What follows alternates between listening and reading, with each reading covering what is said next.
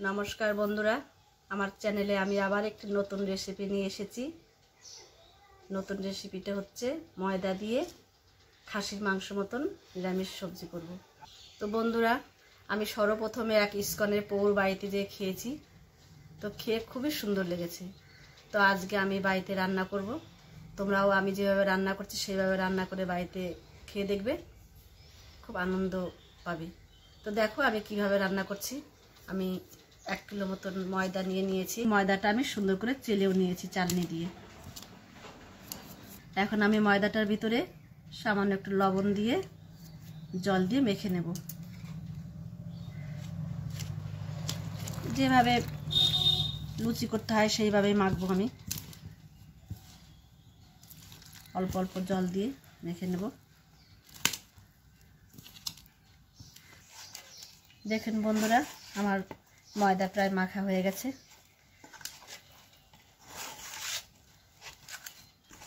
ময়দা আমার মাখা হয়ে গেছে। আমি এখন 20 মিনিট এইভাবে ঢেকে রাখবো। ঢেকে রেখে আমি উপকরণগুলো এখন এক জায়গায় করব। তাহলে চলো বন্ধুরা, আমি এখন কি কি মশলা লাগছে সেগুলো এখন দেখাবো তোমাদেরকে। এসো বন্ধুরা, দেখি আমি যে 20 মিনিট খানেক ঢেকে রেখেছিলাম এখন কি অবস্থাটা হয়েছে। ময়দা সুন্দর নরম হয়ে গেছে। আমি এখন এটা কচলে কচলে জল দিয়ে ধুয়ে নেব। যতক্ষণ সাদা জলটা বেরোবে ততক্ষণ আমাকে ধুতে হবে। আমি এখন জল দিয়ে 2 হাত দিয়ে কচলিয়ে সাদা জলগুলো বের করব।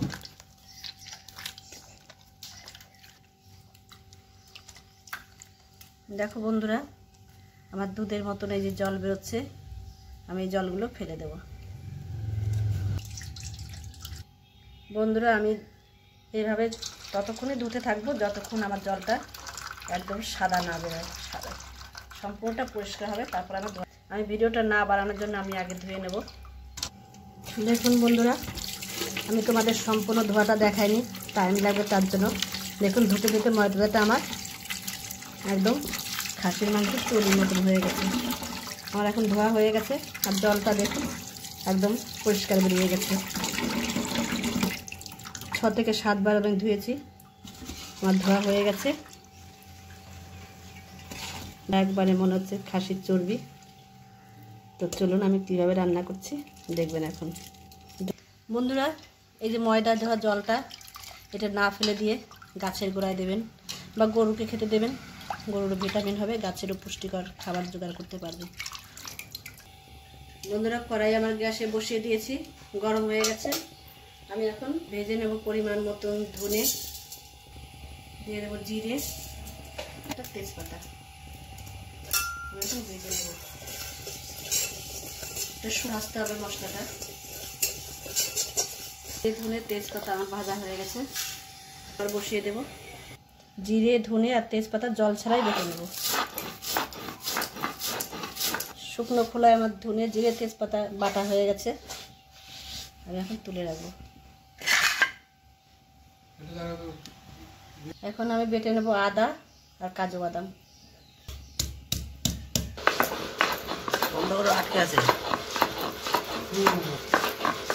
বন্ধুরা, আমার আদা আর কাজু বাদাম বাটা হয়ে গেছে, তুলে রাখবো আমি এখন।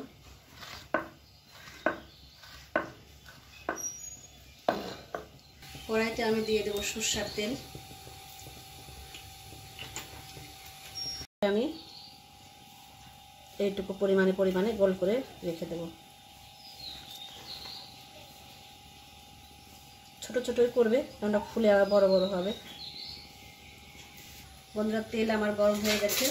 এই যে রোল করা ময়দাগুলো দিয়ে দেবো তেলের ভিতরে। আমি এখন ছেড়ে দেবো। আমি এটা দিয়ে উল্টিয়ে ভেজে নেব।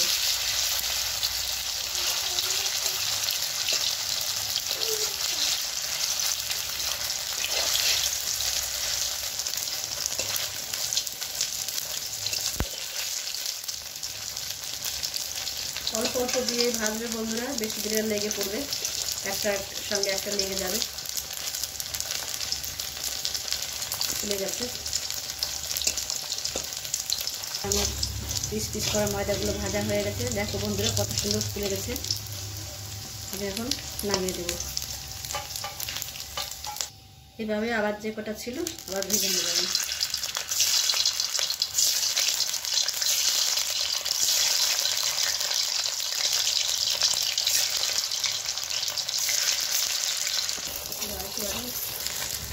আমার পরের পোলাও ভাজা হয়ে গেছে। বন্ধুরা দেখো কত সুন্দর হয়েছে ফুলে, একদম মনে হচ্ছে আমার যেটা মুখে বলতে বিবেকে বাজছে। আর বলবো না, তোমরা বুঝে নাও। বন্ধুরা আমি এখন ফোড়নের জন্য দিয়ে দেবো তেজপাতা, লং, এলাচ, শুকনো লঙ্কা, দিয়ে দেবো জিরে, তো কাজু বাদাম বাটা আর আদা বাটা। তারপরে দিয়ে দেবো আমি টমেটো পেস্ট করে রেখেছিলাম সিলিন্ডারে, টমেটো এখন দিয়ে দেবো স্বাদ মতন দিয়ে দেবো লবণ, মতো দিয়ে দেবো হলুদ, দিয়ে দেবো একটু ধনের গুঁড়ো, লঙ্কার গুঁড়ো,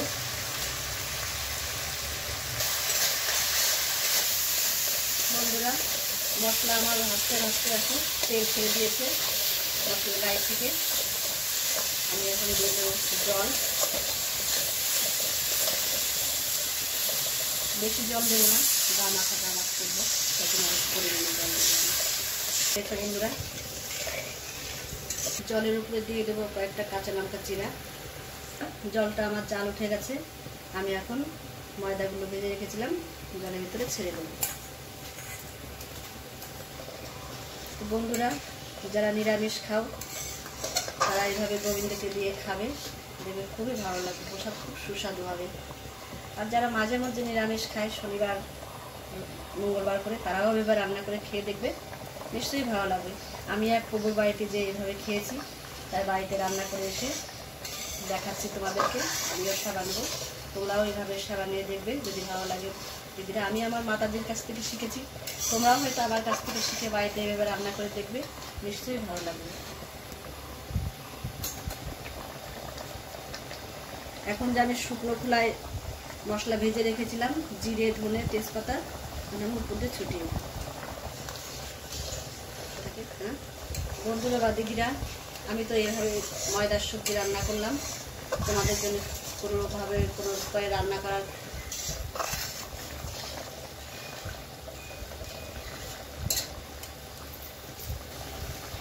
নামানোর আগে সামান্য একটু চিনি দিয়ে দেবো, একটু ঘি,